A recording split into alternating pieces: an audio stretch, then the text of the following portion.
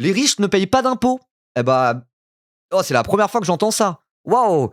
Vraiment, nouvelle, breaking news, les riches ne payent pas d'impôts. Oh waouh! Bah oui, on le sait déjà. Mais là, il y a un nouveau document confidentiel qui nous vient tout droit de Bercy, qui confirme effectivement qu'on a 13 335 millionnaires qui n'ont pas payé d'impôts sur le revenu en 2024, notamment grâce à l'optimisation fiscale, rapporte Mathias Thépaut pour Mediapart.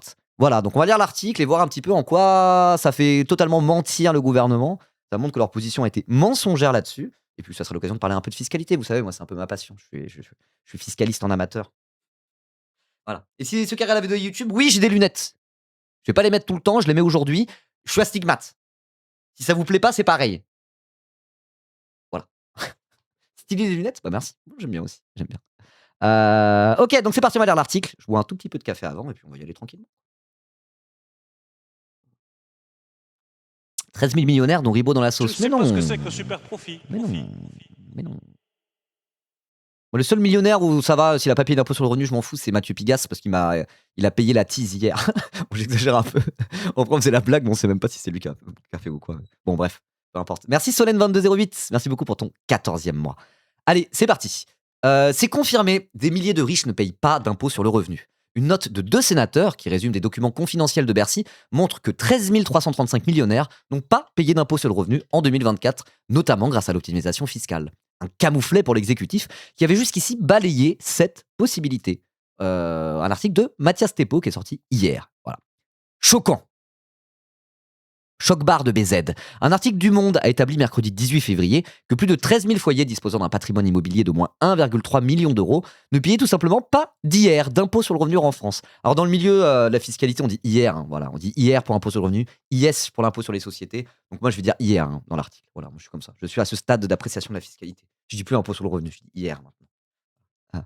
Il me semble que Cochrane l'avait signalé. Alors après, oui, c'est des trucs en mode. On sait très bien. On sait très bien. Et d'ailleurs, la taxe Zuckman, le but de la taxe Zuckman, c'était justement de régler ce problème. Alors, c'est pas sur les 13 300 personnes les plus riches de France, 13 300 millionnaires. Eux, c'était uniquement sur les patrimoines de plus de 100 millions d'euros. Où là, du coup, le fait qu'ils ne payent pas d'impôt sur le revenu, c'est encore plus délirant, quoi. Mais la taxe Zuckman, à l'origine, c'était justement pour corriger cette anomalie. C'est pas censé être comme ça, quoi. Normalement, quand tu fais partie des plus riches de France, bah, tu es censé payer d'impôt sur le revenu à hauteur à peu près de ce que tu gagnes, quoi. Et pour corriger ce truc-là, au lieu de se dire on va leur faire payer un impôt sur le revenu, la fameuse taxe Zuckman, c'était un truc où, en partant du patrimoine, on leur fait payer l'équivalent d'un petit pourcentage de leur patrimoine, ce qui devrait correspondre logiquement à l'impôt sur le revenu qu'ils ne payent pas. En fait, c'est pour lisser ça, quoi. C'est pour corriger cette anomalie et c'est bel et bien par rapport à l'impôt sur le revenu. Donc oui, en vérité, là, il y a un rapport précis qui dit qu'on a bien 13 300 avec un chiffre précis, 13 300 millionnaires qui ne payent pas d'impôt sur le revenu, mais en vérité, il n'y a rien de très très nouveau. N'importe quelle personne de gauche qui suit un peu ces affaires-là n'est absolument pas étonné. Et d'ailleurs, la taxe Zuckman, c'était précisément pour corriger cette anomalie. Alors après, est-ce que c'est une anomalie ou est-ce que les dés sont pipés depuis le début et que c'est le jeu en fait et que laisser les millionnaires tranquilles, c'est la politique du gouvernement? Moi, je pense que c'est plus ça. C'est pas vraiment une anomalie. Voilà. Sur le papier, ils devraient payer, mais en vérité, c'est aussi fait pour qu'ils puissent ne rien payer, hein. Voilà, c'est le principe de l'optimisation fiscale. Voilà. Et on rabote les allocs chômage pour ces FDP. Bah ouais, hein, c'est justement ça le problème. Allez, on va lire l'article du coup. L'information vient des présidents et rapporteurs de la Commission des finances du Sénat, Claude Rénal, du Parti socialiste, et Jean-François Husson, des Républicains, qui ont obtenu des documents confidentiels auprès du ministère de l'économie et des finances, résumés dans une note que Mediapart s'est procurée. Les sénateurs ont formulé leur demande de documents auprès de Bercy à la suite des déclarations de l'ancien ministre de l'économie et des finances, Éric Lombard. Donc c'est lui, Éric Lombard, souvenez-vous, il est plus ministre de l'économie et des finances avec le remaniement ministériel. Il a fini par se barrer. À la base, c'est un mec qui vient de la Cour des comptes, profil haut fonctionnaire, quoi. Voilà. Donc, début janvier, il disait quoi, Éric Lombard, dans Libération? Éric Lombard avait indiqué que lorsqu'il était aux affaires, la direction des finances publiques lui avait indiqué que, je cite, « Parmi les personnes les plus fortunées, des milliers ne payent aucun impôt sur le revenu. Et qu'au lieu de payer des charges sociales sur leur salaire, elles se font rémunérer dans les holdings. » Ok, donc lui, il avait dit la vérité. Ok. Camarade Éric Lombard, dit les termes sur la fiscalité des riches. Ok, j'avais pas compris. Je pensais que c'est lui qui avait menti, en fait. Mais non, justement, quand il était ministre de l'économie et des finances, effectivement, il l'avait dit aussi. Il avait dit dans Libération, début janvier, il avait dit bah non, les plus fortunés ne payent pas, quoi. Camarade ministre? Non, en vrai, c'est pas un camarade, Éric Lombard. C'est pas Éric Le Rouge, on fait la blague. Mais pourquoi, en fait, là-dessus, il a un peu moins menti que les autres? C'est parce que c'est un mec de base qui travaille à la Cour des comptes. C'est un mec qui est un haut fonctionnaire, qui connaît les questions de fiscalité et les questions économiques pour de vrai, quoi. Voilà, c'est le porte-parole du gouvernement qui a menti. Mais lui, en fait, c'est juste qu'il est un tout petit peu, il est un peu sérieux, quoi. Voilà. Je dis pas que c'est un camarade au sens où le modèle économique qu'il défend, sa façon de voir les choses économiquement, c'est un libéral, quoi, évidemment. Mais juste, c'est un mec un peu sérieux, qui travaille à la Cour des comptes et qui, du coup, dit pas n'importe quoi, même si on n'est pas d'accord avec lui. Et donc là-dessus, il a pas menti, quoi. Vous voyez ce que je veux dire? Là où le gouvernement, la plupart, ils en ont rien à foutre. Et là où c'est des macronistes directement, eux, ils s'en battent les couilles de la vérité, ils s'en branlent totalement. Lui, en qualité de bon fonctionnaire, bon, voilà, il est un tout petit peu, mais il est plus honnête que les autres, malgré tout, juste pour cette raison-là, quoi. Juste parce que c'est un professionnel. Juste ça. Juste ça. Et c'est fou quand même. On en est à un point où on se dit, ah, heureusement que les hauts fonctionnaires de Bercy, ils sont là, hein, parce qu'ils mentent moins que le gouvernement. On en est là, quoi. On en est là. Et c'est grave. Là, la vérité, c'est être un camarade en 2026. Oui, voilà, c'est ça. C'est ça. C'est chaud. Il a la tête d'un PNJ de Team Fortress. Ah, je sais pas. Je sais pas. J'étais un gros joueur de Team Fortress 2 à l'époque. Bon, bref, peu importe. Pour les suiveurs des sujets relatifs aux finances publiques, cette déclaration de l'ancien ministre, qui n'a par ailleurs rien fait de cette information explosive lorsqu'il était aux manettes à Bercy, voilà, il a attendu de plus être au gouvernement pour pouvoir se permettre de le dire. Peut-être même qu'au gouvernement, il était en mode genre, non, nous fous pas dans la merde, Eric, ferme ta gueule. Là, t'es macroniste, donc tant que t'es au gouvernement, tu fermes ta gueule. Et c'est quand il était plus au gouvernement que là, d'un seul coup, il s'est dit à dire, bon bah oui, effectivement, les gauchistes ont raison. Comme quoi, voilà. Directeur de banque aussi, quand même, pas très camarade, tout ça.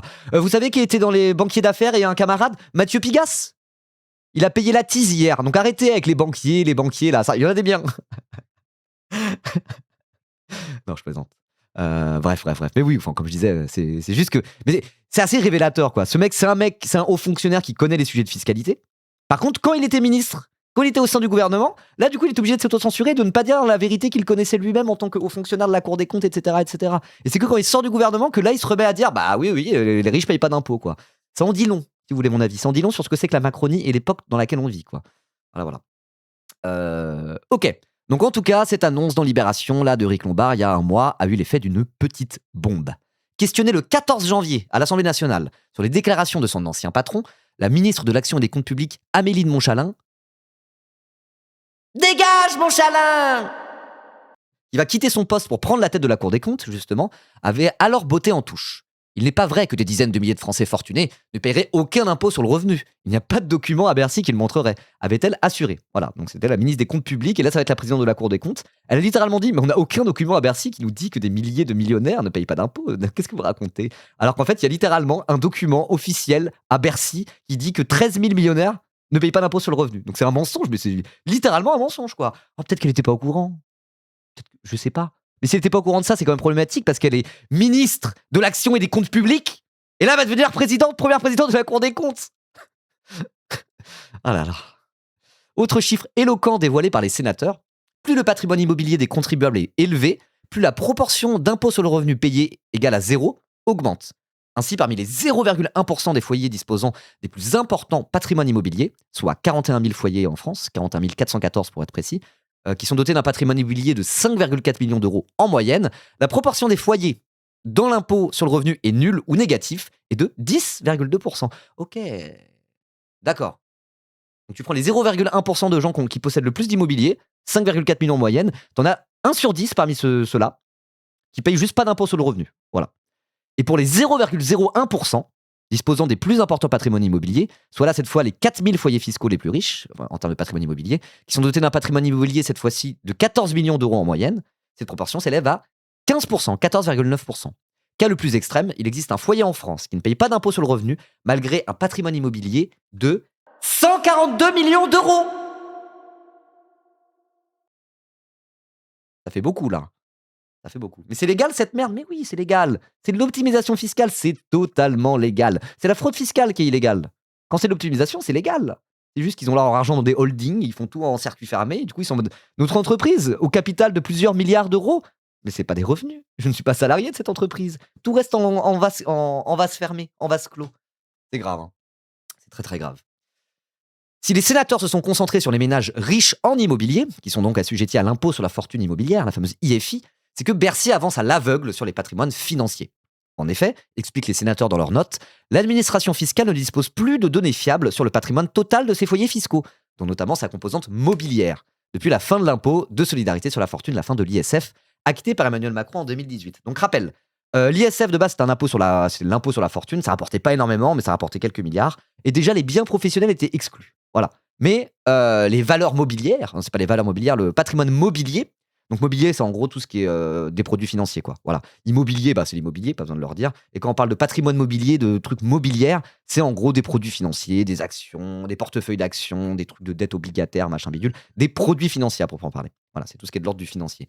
Et donc l'ISF prenait ce qui était de l'ordre des valeurs mobilières, mais pas si c'était des biens professionnels. Donc ça marchait très très mal. Et c'est pour ça que la taxe aux Zuckman, du coup, essayait de faire, en s'en prenant au patrimoine total, y compris le patrimoine qui est considéré comme professionnel ou personnel, tout, pour tenter de contourner ça, pour tenter de faire ce que l'ISF ne parvenait pas à faire, c'est-à-dire aller chercher de l'argent des ultra méga riches, milliardaires et compagnie, etc. etc. quoi. Voilà, donc l'ISF a été réformé en IFI par Emmanuel Macron, ce qui fait que ça rapporte encore moins que l'ISF. L'ISF rapportait pas grand-chose, genre 4-5 milliards, quelque chose comme ça. Et l'IFI rapporte encore moins, parce que c'est uniquement sur la fortune immobilière. Sauf que plus on est riche, moins on a de fortune immobilière, et plus on a de fortune mobilière, du coup, des portefeuilles d'actions, des produits financiers, etc. Tu prends quelqu'un qui a 5 millions d'euros de patrimoine, par exemple, un Français millionnaire qui a 5 millions d'euros de patrimoine, son patrimoine, en majeure partie, ça va être de l'immobilier. Voilà. Si tu es un petit millionnaire, entre guillemets, tu as 9 chances sur 10 que ton patrimoine, ça soit en écrasante majorité de l'immobilier. Par contre, si tu es milliardaire, la grosse partie de ton patrimoine, c'est plus l'immobilier, là, c'est du mobilier, on va dire des portefeuilles d'actions et des produits financiers. Voilà. J'ai pas fini le mien, mais merci. Voilà. Donc tout ça pour dire que l'IFI a été réformé en ISF. Ça rapporte moins. Ça touche encore moins les méga ultra riches. Ça touche juste les riches normaux, on va dire. Et en plus, l'ISF permettait quand même d'avoir des données pour la Cour des comptes et ce genre de trucs. Pour Bercy, pour le ministère de l'économie et des finances. L'ISF permettait apparemment quand même d'avoir des données sur le patrimoine total des foyers ultra riches, y compris leurs composantes mobilières. Et depuis la réforme en IFI, du coup, ils regardent même plus, quoi. Bercy ne regarde même plus les portefeuilles d'actions des très très grandes fortunes. Ils ont plus que l'immobilier pour faire leur truc, quoi. Voilà. Les riches du quotidien. Exactement, les riches du quotidien, eux, c'est de l'immobilier. Voilà. Bref. Enfin, voilà pour ces précisions, quoi. Mais c'est fou de voir, ça, j'avais pas réalisé, c'est fou de voir que la suppression de l'ISF pour en faire l'IFI, même sur les données avec lesquelles vont travailler le ministère de l'économie et des finances, avec lesquelles vont travailler Bercy par la suite, ça fait qu'ils ont encore moins de données qu'avant. Et ça laisse encore plus tranquilles les milliardaires pour des raisons que je ne connaissais pas, quoi. Donc, intéressant. Et c'est chaud, en tout cas, voilà. C'est là que tu vois que la politique fiscale de Macron, c'était vraiment. Je redis tout le temps la même chose, mais les Pinson-Charlot, là, Monique Pinson-Charlot et Feu, son mari, qui est décédé depuis, au moment de Sarkozy, ils avaient écrit un livre qui s'appelait Sarkozy, président des riches. Et après, quand il y a Macron qui est arrivé, ils ont sorti un bouquin. Au bout d'1 an, ils ont sorti Macron, président des ultra riches. Parce que c'est en mode, sa politique fiscale, elle est vraiment à l'avantage des milliardaires, quoi, et des centimillionnaires, quoi. Même les petits millionnaires, ils se retrouvent même pas tant que ça dans la politique fiscale de Macron. C'est vraiment pour les milliardaires que ça met très très bien. Et pour les grands patrons, quoi. Donc voilà, hein, tout ça s'inscrit parfaitement dans la politique fiscale de Macron. Là, ça va bientôt faire 10 ans. On commence à connaître, mais voilà, quoi. Et là, quand tu vois qu'il y a des rapports directement à Bercy qu'ils ont cachés et qui confirment le fait que leur politique fiscale permet encore plus à des millionnaires d'échapper totalement à toute forme d'impôt sur le revenu, et qu'ils ont caché cette info, bah attends, en mode genre, ouais, bah, c'est du macronisme chimiquement pur finalement cette histoire, mais quand même, il faut le dire. Voilà. Du reste, comment expliquer qu'il y ait autant de riches qui échappent à l'impôt sur le revenu? En guise d'explication, la commission des finances du Sénat estime dans sa note que ce phénomène, je cite, pourrait s'expliquer par des comportements d'optimisation fiscale, voire de fraude. Donc rappel, optimisation c'est quand c'est légal, fraude c'est quand c'est illégal. En gros c'est ça, mais sinon c'est le même principe. Et plus précisément par un recours trop systématique des chefs d'entreprise et autres professions libérales aisées à des holdings patrimoniales pour loger leurs revenus. Dividendes, plus-value, gains de management packages, etc., etc. Du coup, ils sont en mode, c'est pas du revenu, tout ça, c'est dans ma holding familiale. Après, ils se servent à l'intégralité de ce qu'ils font pour vivre. Ils se servent de leur holding familiale pour se payer et pour avoir accès à tout ça de trucs. Voilà. Mais après, c'est limite pour les milliardaires, dans leur holding familiale, t'as tout. Ils sont en mode genre, ah bah j'ai un hôtel là-bas, c'est dans ma holding familiale. Du coup, quand ils vont à l'hôtel, ils vont dans leur propre hôtel qui est dans leur propre holding. Et après, ils sont en mode genre, et c'est pas de l'argent sur mon compte, mais moi je gagne pas d'argent là-dedans. Bah oui, mais t'as pas besoin de payer parce que tu possèdes tout. Quand on parle vraiment des gros empires et tout, c'est vraiment ça, c'est des holdings où il y a tout dedans. En fait, ils ne consomment, entre guillemets, que des trucs qui leur appartiennent, quoi. Et donc à ce moment-là, bah ouais, contourner les trucs et tu laisses ton truc en vase clos à l'intérieur du holding, et puis voilà, quoi. Dans l'immobilier et dans les SCI détenus par les holdings. Oui, pour l'immobilier en particulier, mais oui, voilà. Salut Pépita, j'avais pas vu que t'étais là. Comment ça va? C'est ce qu'avait fait Pannier-Runacher, tout à fait, voilà. Et alors après, t'as les trucs des SCI familiales, quand c'est, on va dire, des petits millionnaires. Mais quand tu parles vraiment des empires du luxe et des gens où c'est des familles de milliardaires, quoi, là, c'est carrément des holdings avec 12 milliards de boîtes reliées les uns aux autres, quoi. Voilà, Pannier-Runacher, c'était un cran en dessous que ce que peut faire, je sais pas, Kering, par exemple, quoi. Vous voyez ce que je veux dire? Ou LVMH, j'en sais rien. Bref, ok. Dans ces holdings, les sénateurs de la commission des finances estiment aussi qu'il y a des abus autour du pacte Dutreil, un avantage fiscal censé favoriser la transmission de petites et moyennes entreprises familiales, mais qui serait détourné de son objet initial aux fins de payer moins d'impôts. Voilà, le pacte Dutreil, c'est en mode genre, ok, si l'entreprise reste dans la famille, il faut que nos petits fleurons, enfin pas fleurons de l'industrie, mais il faut que nos petites entreprises du tissu entrepreneurial français, familial et industriel, pas que des Américains ou que des riches actionnaires arrivent et puis rachètent tout pour en faire je sais pas quoi. S'il y a un gars qui a monté sa petite boîte et qui veut le léguer à son fils, vaut mieux que ça reste dans la famille plutôt que ça soit acheté par je sais pas qui. C'est un peu ça l'idée du pacte Dutreil, sauf qu'au final, ça sert à des milliardaires de se refiler des boîtes de père en fils en payant pas d'impôts, quoi. C'est ouais, pour les petites et moyennes entreprises, hein, voilà. Aïe, aïe, aïe. Mais ça, c'est classique, hein. Les grosses boîtes qui se cachent systématiquement derrière les petites pour faire ce qu'ils veulent, c'est vraiment. C'est le cas dans le discours des libéraux. Les libéraux, ils aiment trop parler des petits patrons et des petites entreprises, alors qu'au final, ils utilisent les petits pour défendre les gros. Mais même dans la loi, et des trucs comme le pacte Dutreil, c'est censé être pour les PME, mais en fait, c'est les milliardaires qui s'en servent beaucoup plus et qui ont plus d'intérêt à s'en servir encore plus, quoi.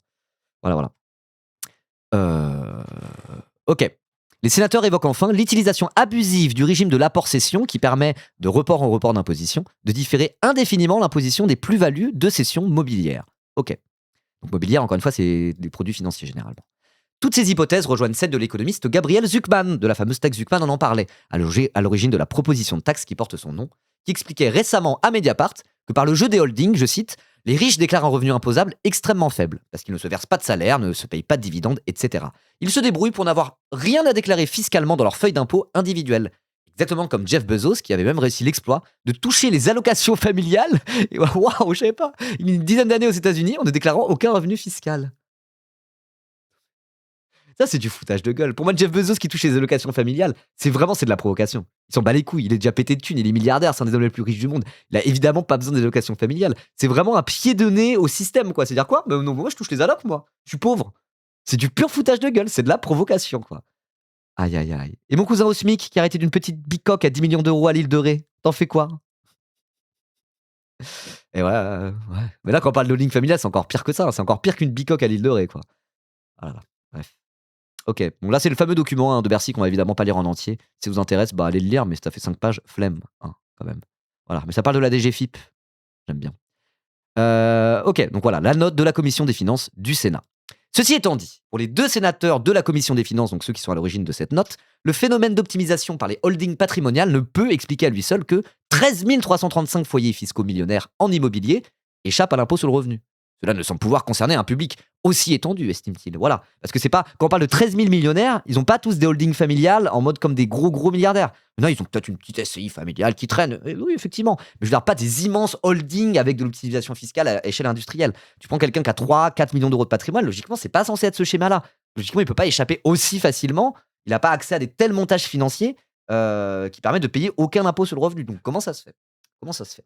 Ils avancent d'autres explications. Jean-François Husson pointe notamment le fait que, je cite, l'âge moyen du premier déclarant des foyers assujettis à l'IFI étant de 70 ans, il est vraisemblable que beaucoup de foyers IFI à IR nul, oulala, donc c'est ceux qui sont millionnaires en immobilier mais qui ne payent pas l'impôt sur le revenu, donc beaucoup de ces foyers-là sont des retraités, dont les revenus de remplacement sont nécessairement plus faibles que leurs anciens revenus salariaux. Ok, waouh. Du coup, ils se servent du fait que quand on touche une retraite, on touche moins que quand on était salarié, ce qui est le système, quoi, il est fait comme ça, pour dire: «Ah ben non, mais je gagne moins d'argent qu'avant, du coup, je vais pas payer l'impôt sur le revenu». C'est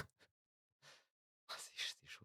Le lien de la note, je peux vous envoyer le lien de l'article Mediapart, mais la note à proprement parler, elle est dans l'article, je sais pas si on peut la retrouver ailleurs, mais je vous mets le lien de l'article juste là, quoi. OK, encore une histoire de retraité, quoi. Encore une putain d'histoire de retraité. Ah! Rappelle qu'on paye des cotisations sociales pour ces gens-là, hein. On paye des cotisations sociales pour des gens qui sont retraités, qui touchent de la retraite, pas la retraite par répartition, par nos cotisations à nous, et de derrière, ils se servent du fait qu'ils ont une retraite plus faible que leurs revenus quand ils étaient pas à la retraite, pour, au final, ne pas payer l'impôt sur le revenu alors qu'ils sont millionnaires en immobilier. Genre, wesh.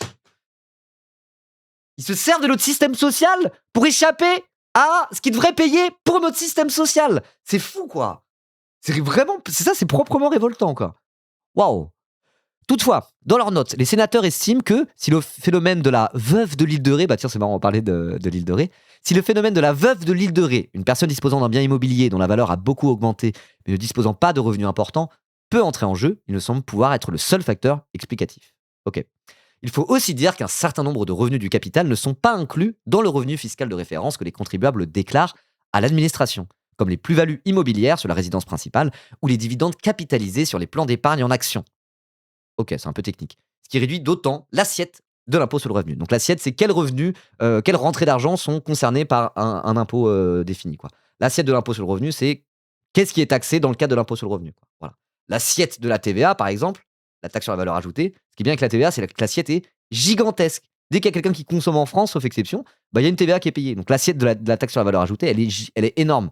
Et même si c'est 1 € par-ci, 1 € par-là, l'assiette est gigantesque, donc ça rapporte énormément la TVA. Ça rapporte, je le rappelle, plus que l'impôt sur le revenu et l'impôt sur les sociétés réunis. Et ça pèse infiniment plus sur les ménages pauvres que sur les ménages riches. Pour un ménage de milliardaire, la TVA, elle est mathématiquement euh, négligeable. Voilà. Bref, il va falloir aiguiser la guillotine fiscale. Bah oui, voilà. C'est clair, ils sont en mode la tronçonneuse. Il faut tronçonner l'État obèse, machin bidule. Non, on pourrait parler pas de tronçonneuse, mais de guillotine fiscale à ce moment-là. Guillotine, c'est pas plus connoté que tronçonneuse. Massacre à la tronçonneuse, c'est assez connoté, vous voyez, quoi. 210 milliards d'euros, la TVA, ça rapporte. Ouais, de fou. Alors, 210 milliards d'euros, je sais pas si c'est. Parce qu'il y a la TVA. La TVA est censée être utilisée que pour le budget de l'État, mais au final, elle est utilisée pour renflouer les caisses de la sécurité sociale, parce qu'il y a des politiques d'exonération de cotisations sociales en permanence, quoi. Voilà. Donc, la TVA, il y a vraiment la somme que ça rapporte aux finances publiques de manière générale et la somme qui est allouée au budget de l'État. Il y a un gros décalage là-dedans, en fait. Quand tu regardes dans le budget de l'État, il y a combien qui vient de la TVA, tu es en mode genre ah, mais c'est pas tant que ça. Mais quand tu regardes ce qu'elle rapporte en réalité, y compris ce qui ne va pas dans le budget de l'État et qui va plutôt dans la Sécu, en fait, c'est beaucoup plus, quoi. Voilà. Et ça, c'est pas normal. La TVA ne devrait pas financer la sécurité sociale. Ça n'a jamais été créé pour ça. Justement, on a créé la CSG pour pouvoir continuer à financer la sécurité sociale parce qu'il y avait de moins en moins d'actifs, etc., etc. La TVA n'est pas censée aller dans la Sécu. Point à la ligne, quoi.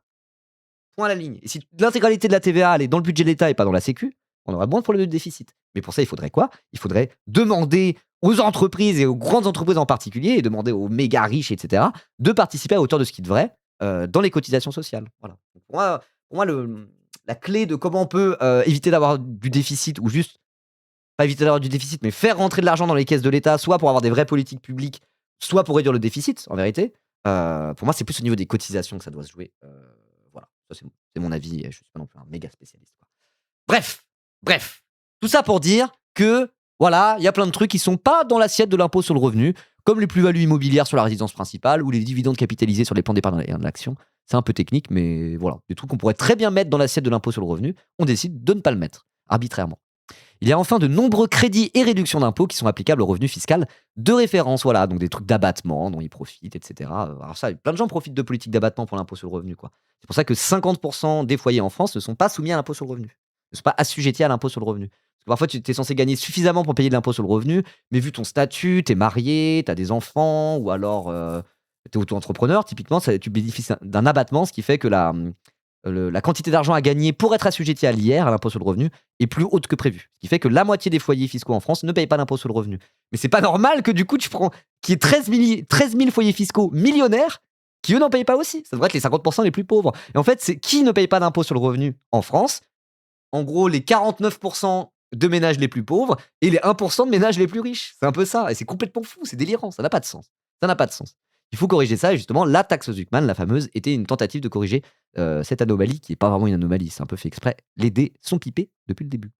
Voilà. Salut Ribo, je suis à mon compte depuis peu et je peux te dire que je les sens bien passer les cotisations obligatoires. J'aimerais bien que les grandes entreprises fassent leur part aussi. Ça éviterait qu'on prenne des augmentations tous les ans. Mais oui, mais oui. Et c'est un peu ce que je disais, toujours pareil, les gros qui se cachent derrière les petits en disant ah mais non mais pense à nos petits entrepreneurs, ceux qui sont à leur compte et qui galèrent, vraiment des TPE, PME où c'est vraiment ils galèrent. Bah, ils bénéficient. Non seulement les gros chefs d'entreprise et le patronat se cachent derrière eux pour dire mais non, regardez, pensez à nos petits patrons, premièrement. Et en plus, les vrais petits patrons, vraiment qui sont soit à leur compte, même pas de salariés, ou 2-3 salariés, pas plus, ils profitent pas. Ils profitent pas de l'optimisation fiscale et de tous les mécanismes dont peuvent profiter les gros. Donc ils se font niquer. Et en plus, les gros se servent d'eux pour justifier des politiques qui sont que pour eux, quoi. Vous voyez ce que je veux dire? C'est une dinguerie. Ouais, c'est pareil pour les particuliers. C'est pareil pour les particuliers. Mais je trouve que les patrons, ils font particulièrement ça, quoi. Voilà, se cacher derrière les petits alors que ça n'a rien à voir. Ils aiment trop, trop, trop faire ça. Je trouve qu'ils sont spécialistes de ça, quoi. Bref, allez, on continue. J'en étais où? Ainsi, au total, on va finir l'article parce que là, je pars un peu dans les tunnels fiscaux. J'aime bien, ça faisait longtemps, mais on va avancer, on va avancer. Ainsi, au total, si l'on combine l'ensemble de ces facteurs, hausse de l'immobilier, foyer à la retraite, revenus exonérés d'impôts, dépenses fiscales, voire recours à des mécanismes de suroptimisation comme les holdings ou l'apport cession, on voit comment il est possible pour des milliers de personnes très fortunées de ne payer aucun impôt sur le revenu, concluent les sénateurs de la Commission des finances. Reste désormais à connaître précisément le poids de chacun de ces facteurs explicatifs pour avoir le fin mot de l'histoire sur ce qui a tout d'un nouveau scandale fiscal. C'est pourquoi Claude Rénal et Jean-François Husson, donc c'est les deux sénateurs à l'origine de cette note, un PS et un LR, comme quoi c'est vraiment très objectif, hein. Il y a même un LR là-dedans qui vient à cette conclusion-là. Voilà, un sénateur LR, juste en travaillant, en étant un peu sérieux, en faisant une vraie note et en travaillant sur un sujet, donne raison aux gauchistes. Donc c'est vraiment qu'on a raison a priori, quoi. C'est vraiment qu'on a raison. Après, bizarrement, je pense que le sénateur LR à l'origine de cette note, malgré ça, il n'est pas pour la taxe Zuckman. Donc bon, bref. Ok. Donc c'est pourquoi Claude Rénal et Jean-François Husson ont relancé Bercy pour avoir de nouveaux documents. Une démarche indispensable pour ne pas affaiblir encore davantage le consentement à l'impôt, déjà durement fragilisé par le discours économique néolibéral dominant. Notre idée première n'est pas de faire la lumière sur des pratiques d'optimisation pour faire entrer 2 ou 3 milliards d'euros dans les caisses de l'État, mais plus fondamentalement d'agir pour, in fine, rassurer les Français sur le fait que chacun paie son bon niveau d'impôt. Résume Claude Rénal auprès de Mediapart. Là, on n'est pas rassuré, hein, justement. Si le but c'était de rassurer que tout le monde paye bien ses impôts en France, on n'est pas rassuré là. On n'est pas du tout rassuré, au contraire. Ainsi, ce nouvel effort de transparence pourrait pousser le gouvernement de Sébastien Lecornu à changer de braquet sur l'optimisation fiscale, lui qui a récemment saisi le Conseil constitutionnel sur les seules mesures instaurant un peu plus de justice fiscale dans le budget 2026. L'une était censée taxer un peu les holdings patrimoniales et une autre restreindre le champ du pacte du Treuil. Donc oui, il a dit « Oh là là, pas sûr que ce soit constitutionnel ça, Lecornu, notre Premier ministre ». Voilà, après avoir négocié avec le PS, du coup ça fait qu'il y a 2-3 trucs, 2-3 petites miettas qui vont vaguement dans le bon sens. Ça suffit au PS pour trahir, vous voyez. Mais c'était déjà trop pour Sébastien Lecornu qui était en mode genre non, je vais saisir le Conseil constitutionnel parce que taxer un tout petit peu les holdings patrimoniales, vous êtes sérieux? Vous voulez tuer la compétitivité en France ou quoi? Du coup, il a saisi le Conseil constitutionnel. Voilà. Alors que c'était les seuls trucs, un tout petit peu de gauche dans son budget, la fameuse méthode Lecornu de négocier avec tout le monde à l'Assemblée et avec le Parti socialiste en réalité. C'est la fameuse méthode Lecornu. Derrière, quand le budget est passé, il saisit le Conseil constitutionnel pour envoyer les seuls petits compromis merdiques qu'il a fait avec le PS, quoi. Vraiment, il a peur de rien, ce bouffon, quoi. Voilà. Et il se trouve que le Conseil constitutionnel, je crois que c'était hier, donc ils le disent pas dans l'article, il a retoqué en gros les demandes de Sébastien Lecornu et cette fameuse taxe qui taxe bien trop peu, mais quand même les holdings patrimoniales. Au final, le Conseil constitutionnel a dit que c'est bon, c'était conforme à la Constitution et qu'on allait pouvoir faire cette taxe sur les holdings patrimoniales. Toute petite taxe, hein, mais quand même. Voilà. Merci Vulfex pour ton deuxième mois d'abonnement. Bonjour Ibo, bonjour tout le monde. Bonjour. Bonjour. Ok, bah intéressant cet article. C'est bien, parce qu'on a des données qui confirment un peu et qui confirment ce que dit la gauche depuis des années finalement, quoi.